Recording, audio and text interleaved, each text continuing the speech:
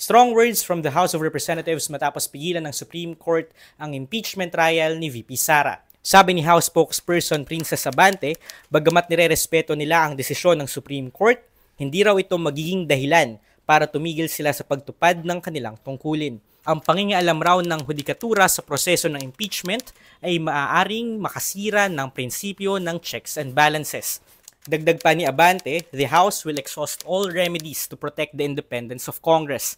Hindi daw ito defiance, but an act of constitutional fidelity. Si Akbayan Representative Percy Sendanya ang kauna-unahang nag-endorse ng impeachment complaint laban kay Vice President Duterte, kinundi na rin yung desisyon ng Supreme Court. The dismissal of the impeachment sets a dangerous precedent. Lahat ng tiwaling politiko pwedeng magtago sa likod ng Supreme Court at takasan ang pananagutan sa sambayanan. Sabi ng SC, invalid ang fourth complaint na nagpa-impeach kay Vice President Sara dahil may nauna ng 3 complaints na hindi inaksyonan agad ng Kamara. February 2026 pa, pwedeng sunod na maghain ng impeachment complaint laban kay VP Sara dahil sa 1-year bar provision ng 1987 Constitution. For more reactions to this developing story, visit the Rappler website.